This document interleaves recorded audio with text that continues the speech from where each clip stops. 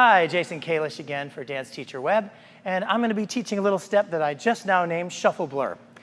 Maybe it'll stick, maybe it won't, but it's something that I've been using personally in my own improvisation, not so much in choreography, but in improvisation, just as a way to kind of feature the working leg a little bit without having to do too much and keep it interesting. So that's kind of where it came from. So we all know shuffle, accenting the second sound in the shuffle. We all know Flam.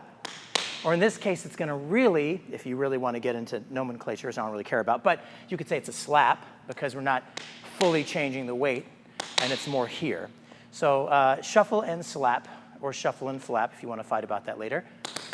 So it comes from this, shuffle flap, which is not new. But we're going to break that up with some toe action. We're going to go shuffle, toe, flap, shuffle, toe, flap. Also going to break that up with some heel drop action. Heel shuffle, heel flap. Heel shuffle, heel flap. Ooh. Huh.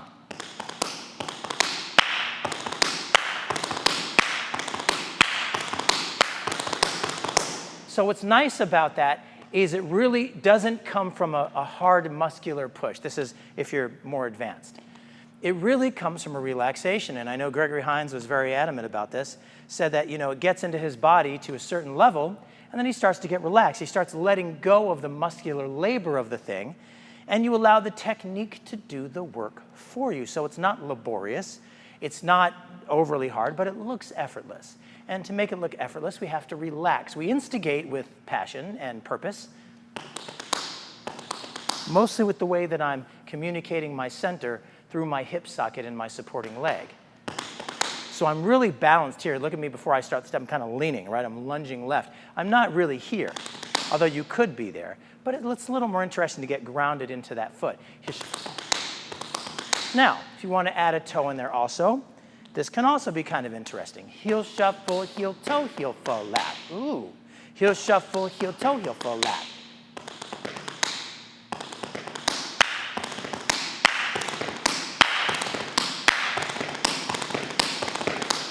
Try it on the other side. Uh-oh, left. Here we go. Huh. Now, I talked about in the other videos, if you'll watch them, and hopefully you will, a lot of good information there, I hope, you'll remember that I talked about compression, this idea of compression. This step is another example of that, where we're really taking those last two sounds of our flap and doing with it musically what's called a flam, where we're taking two sounds that are occupying the same space or the same beat. So it won't really sound like da-do-do-da-dee-do-boo-ba. It'll sound more like da-do-do-do-dee-do-ah. It'll kind of be one note at the end, just to be clear as you start to get a little quicker with this. But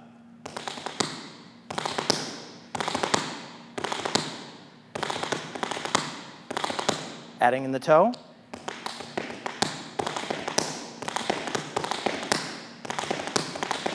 And I'm really, again, leaning into the hip that I want to utilize, that supporting leg. So I love this little exercise because it does two things.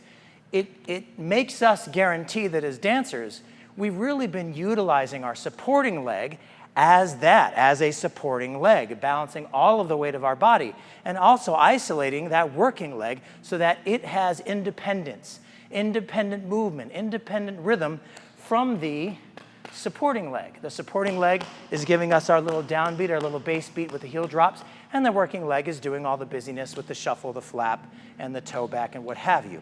So just to kind of execute it a couple more times, I'm just going to improvise a little bit and throw in a couple. It's not something that I would recommend just walking out on stage and just doing and leaving, but as part of your overall presentation, it can be kind of interesting. So.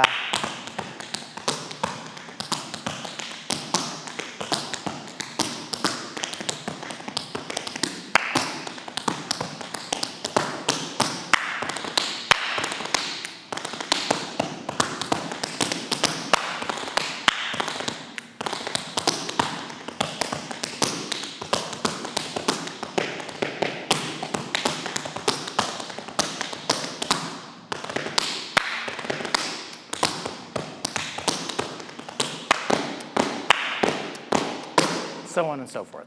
So I hope you've enjoyed that step, Shuffle Blur.